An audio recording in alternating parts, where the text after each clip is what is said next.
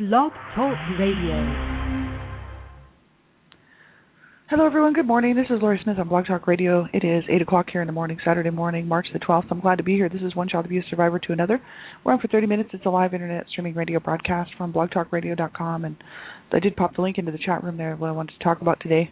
And I usually do my shows Monday through Friday, but I switched them around to Tuesdays, Thursdays, and Saturdays for this show. Just taking a break for March.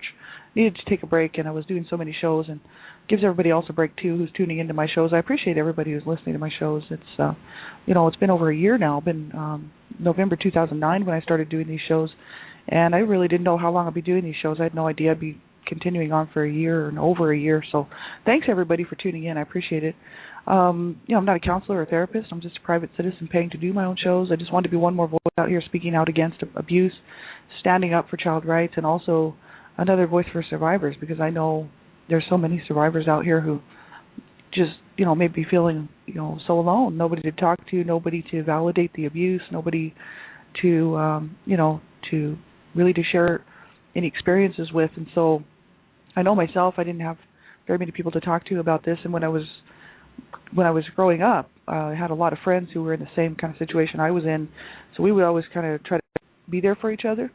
But, getting older as an adult, a lot of times, I lost quite a few friends over this situation because, they would tell me their stories, and then all of a sudden I would mention my life story and my history, and then they wouldn't want to be friends anymore. And I'd be like, well, you can tell me your issues, but I can't tell you mine. And I think they just felt that I was just too wounded or something. I don't know. But anyway, I sort of just stopped talking to people about it, and then, just internalized a lot of it and didn't, reach out and get any help until about 4 years ago. I actually began my healing journey. And then I joined an online group support, which was very helpful to talk to people who had been through some of the same things I had been through, and it was very, very helpful to get that validation and to speak with people who had been there and understand how hard it is for adult survivors of child abuse, right? So, I would just say reach out wherever you can, whatever, some people never disclose the abuse. They keep it to themselves, and in that case, I would say that you have to really look within yourself to, continue to find that hope, and to continue to go on, right? And for myself, I found it, very helpful to reach out, and it's been a great experience because I feel so much better than I did 4 years ago. And it's really a big difference in my life comparatively, 4 years ago to today. But it's been a long journey. It's been a long haul. And so, I appreciate everybody who's been tuning in for the last year and 12 months, like 4 or 5 months, almost a year and a half now. People tuning into my healing journey, because that's what this show really is about, one child abuse survivor to another.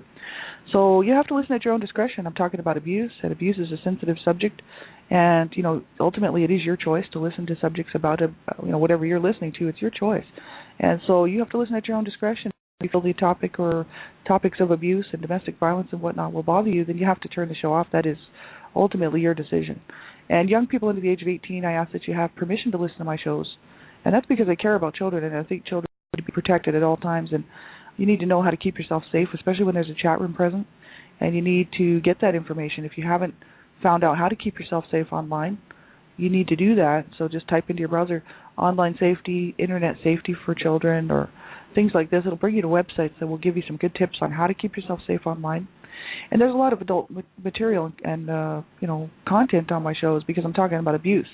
And so it's a very, sensitive subject. So that's why I ask young people under the age of 18 to have someone listen to the show with you to make sure that it's age appropriate for you to be listening to the show, right? Because ultimately it is about stopping child abuse and the issues of child abuse. But, the young children really should have someone listen to the show with you, your mom or dad or somebody who cares. Hopefully you have somebody who cares about you who will listen to the show with you and help you make a decision on whether you should be listening.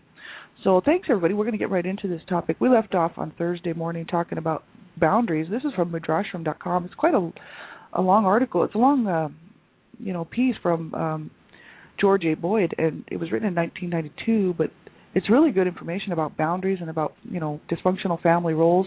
And the actual name of the article is called When You Grow Up in a Dysfunctional Family, written by George A. Boyd, 1992, from Mudrashram Institute of Spiritual Studies, That's www.mudrashram, mudrashram, /dysfunctional family, the number 2, .html.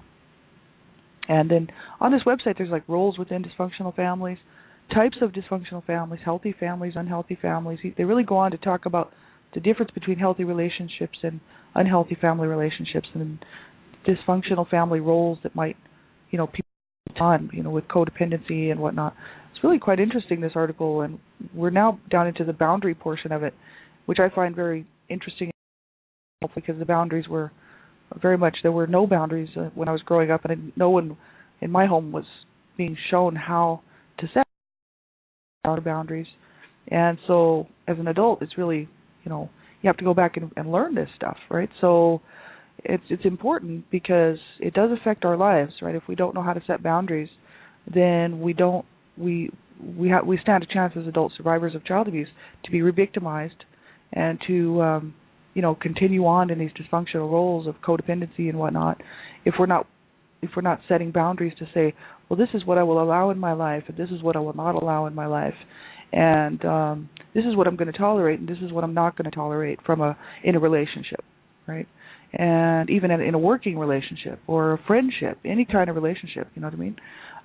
It's really important to do that, because if you were not shown how to do it as a child and how to have boundaries, proper boundaries, then really it's important to go back and do that to have a healthy relationship, right? We have to be able to do that, and it's a lot of people don't, like my sister has never been able to set boundaries. Where I've been able to set boundaries. It hasn't been a problem for me to set boundaries, because I realized, I said, hey, I don't want to be abused as an adult. I was forced to endure what I was forced to endure as a child. There wasn't anything I could do about that. But now as an adult, I have a clear choice. This is my life, and I can choose who I let into it. I can choose who I don't. I can choose what I'm going to allow in my life, how I'm going to allow people to treat me, and I can also then be responsible for my behavior and treat people the same way I want to be treated, which is with respect and dignity, and a level of maturity and compassion. And it's like, how do I want people to treat me? The same way I would treat somebody else. And so it's important to set these boundaries, right? And they said, George A. Boyd goes on to talk about this whole issue of boundaries, and we left off talking about. So there was a couple there that we were going over. There was one that says they must rehabilitate their ability to trust, to feel and share their feelings, to self-disclose and establish intimate relations. Another one is that they must reestablish their ability to think for themselves and to make their own decisions, confusing and scary as that may be. They must reown a coherent and meaningful set of moral values by which to govern their lives and to take responsibility for their behavior. And that's where we left off on Thursday morning. And the next one is, and finally, they must renew their connection and relationship with a higher power that provides for them a sense of guidance, a roadmap, a set of principles from which they may confidently and courageously live their lives. And I mean, for me, we were talking about, reown a coherent, meaningful set of moral values by which to govern their lives and take responsibility for their behavior. I think that's really quite interesting, because growing up, in a dysfunctional home, even if there was no abuse, it's hard for children to go on as adults and not be carrying around some of that learned behavior of, things that really just are not moral, or, just things that are hurtful even to themselves, or whether it's themselves or other people. And it's because a lot of this stuff is learned behaviors. And, we have to go back and check our behaviors and say, how am I behaving? I know that I've had to do that my whole entire life because of the way I grew up. Like my mother had one of the worst foul mouths on her that, anybody could have possibly heard. She would cuss and use all kinds of foul language, and she would, she wouldn't do that to the neighbors, but just children and her husband, right? Like my mother wasn't cursing the neighbors, she was cursing her husband and all of her children. And I mean, she would use really foul words and hurtful words. And so I just learned how to do that too, because that's what I grew up with, and I just thought that's the way you do it. So I would cuss and I would curse at people, and then I would get in trouble and be, beaten and have soap put in my mouth because I was cussing. I'd be like, I'm just learning this from you, I'm just doing this because you're doing this, right? So I was just taking on my mother's abusive behaviors and then paying the price for it. So she was basically saying, well, I can do it, but you can't. You know what I mean? And as a teenager, when I started to rebel, really, really rebel, I picked that back up and had a really foul mouth and would cuss at people on the street and cuss people out, cuss anybody out. It didn't matter who it was, you know what I mean?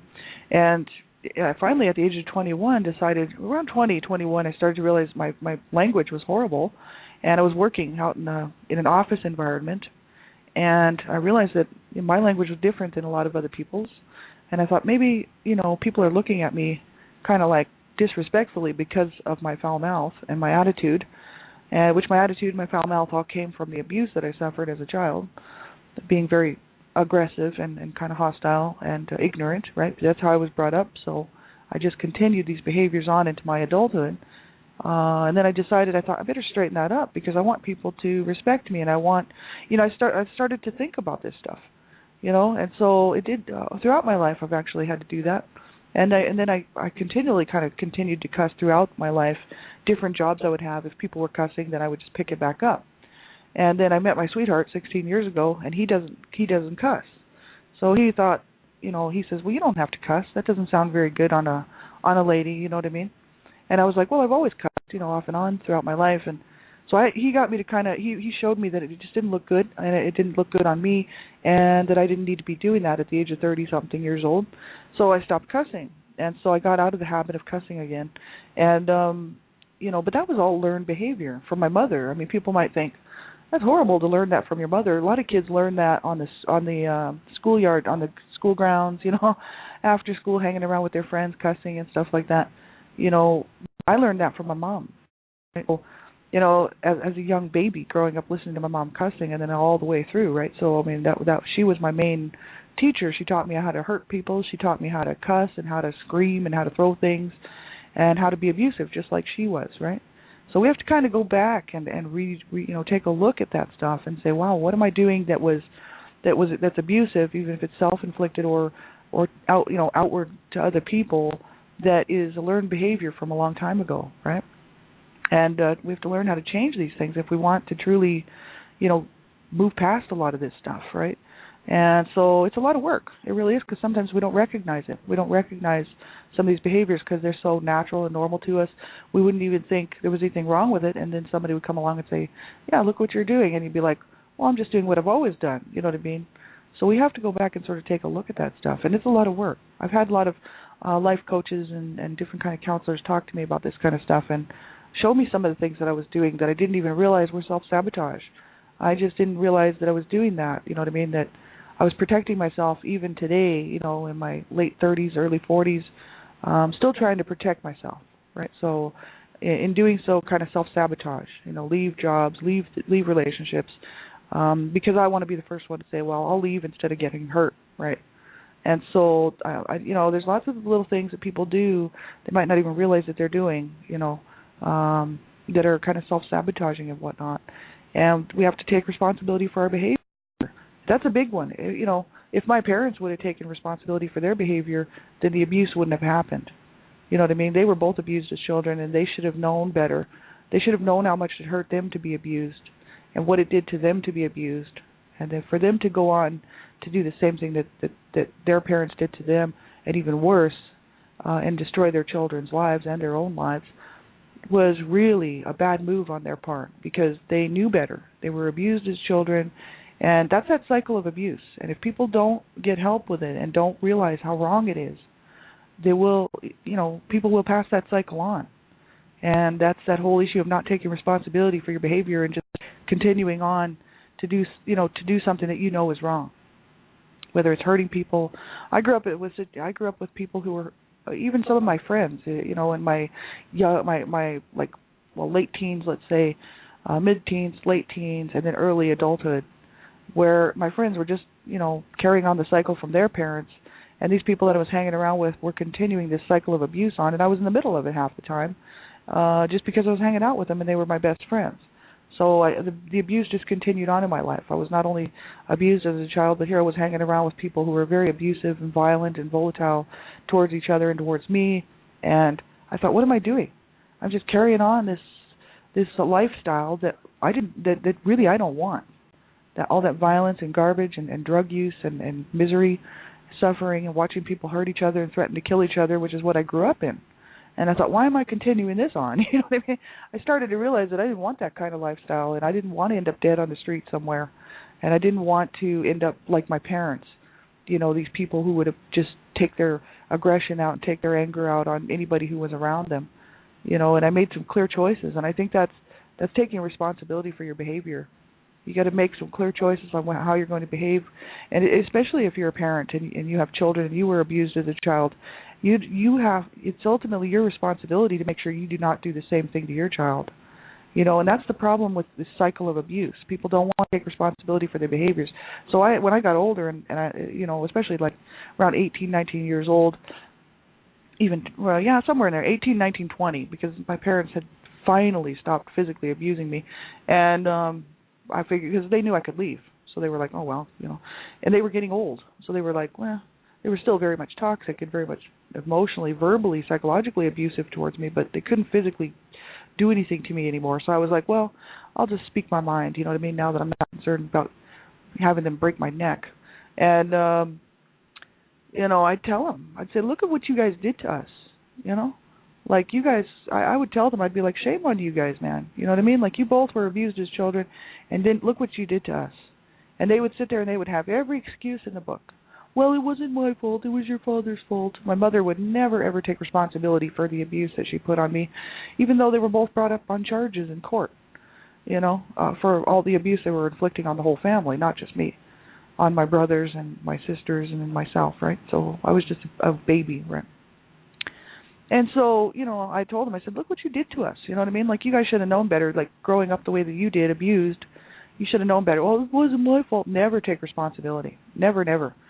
Even my dad would never take responsibility. He says, oh, I know I hurt the family. I'm sorry I hurt the family. But he says, it wasn't my fault. It was the devil. Or it was the 1960s, he says. I mean, I have a letter written directly from him where he blamed everything else except for himself taking responsibility for what he did to his family and his wife. You know, he'd never take responsibility for it. So that's my parents. They would not take responsibility for their behavior. And they were abused as children. So, you know, we as adults, I don't have any children, right, but I'd like to think I would have broke the cycle. I lost my baby halfway through and never had any more. But, you know, I would like to think that I would not have carried on that cycle, and I would have got some help. I would like to think that I would have got some serious help with this before I would allow myself to abuse my own child, you know, because I know what it's like to be abused. So why carry that cycle on? So we have to be responsible for our behavior. And even if we were abused as a child, it doesn't give us the right or the go ahead to carry on that abusive behavior in our lives. Because if we do, we're just as guilty and just as bad as the people who abused us. And so, I mean, I realized a long time ago, I said, I do not want to be like my parents. You know, that's the last thing I want to be like. And so it's hard. It's a hard road because in the meantime, I've got all these anger issues from the abuse that I suffered, you know, I don't want to take it out on anybody else, but yet, you know, I don't want to internalize it either. So I'm having to learn how to deal with this stuff so I don't hurt other people and that I don't self-sabotage myself, right? And there's a tricky fine line there.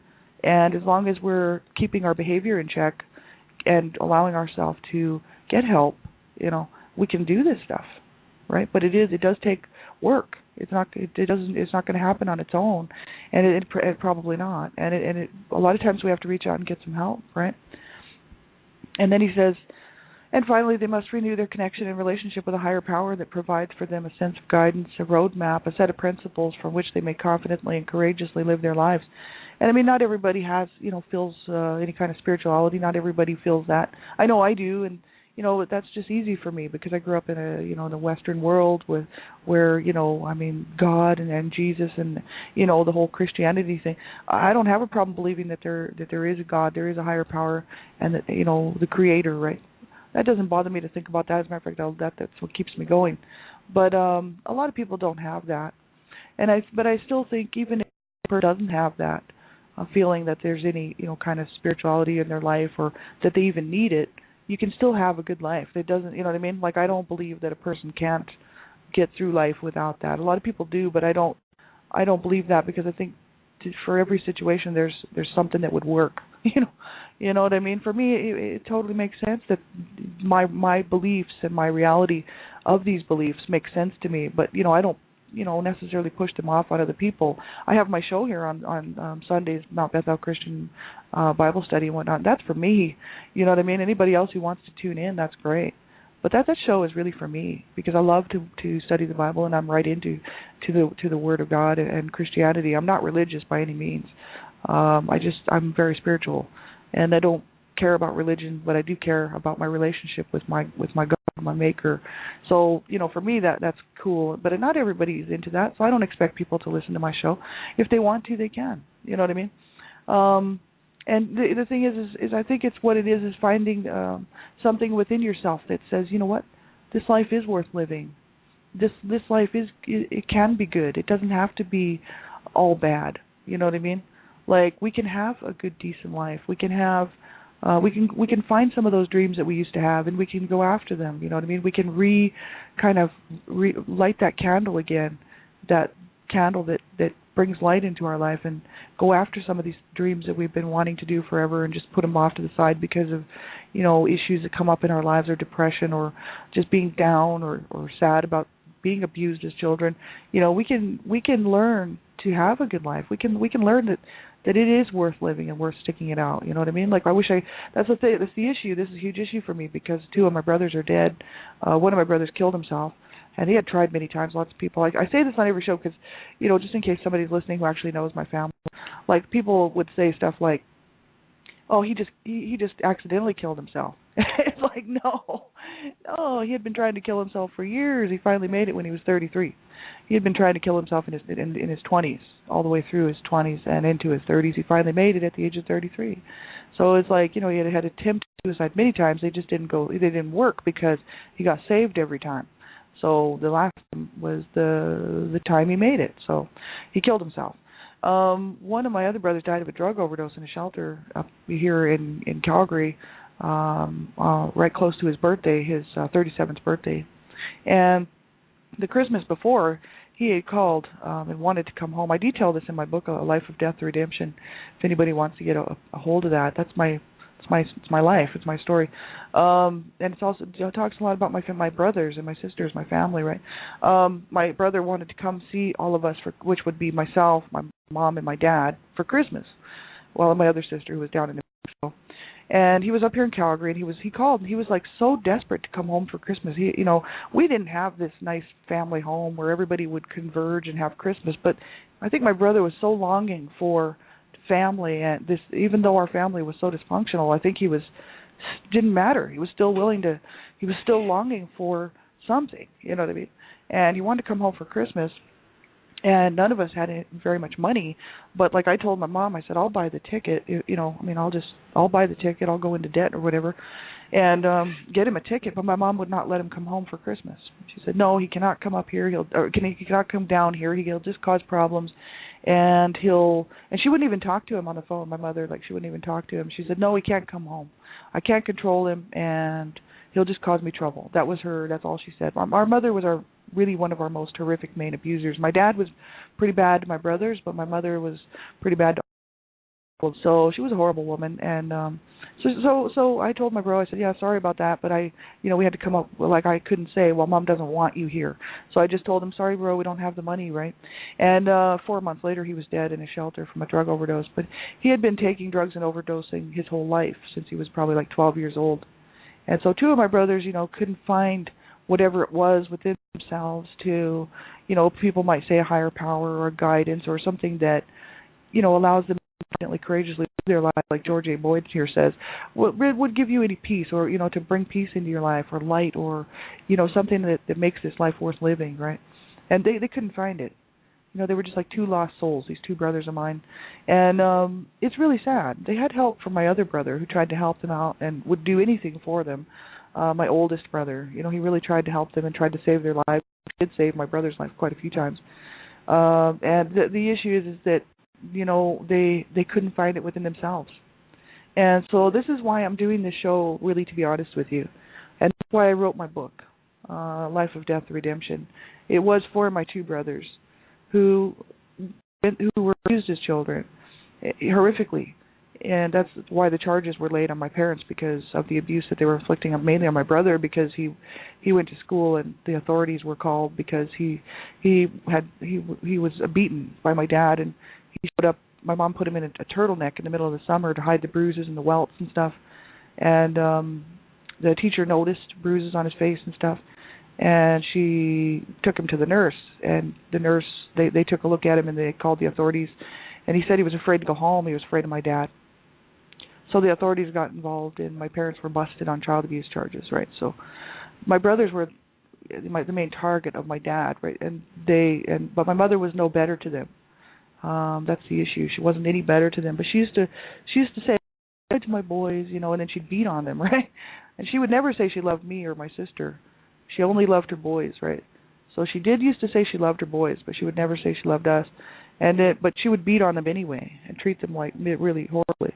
So my mother was also brought up on charges, right? The older siblings told about the abuse that she was inflicting on everybody, because my mom was trying to make it look like it was all my dad when it wasn't. And I'm so glad that my older siblings stood up and told the truth, you know what I mean? Because my mother was horrifically abusive.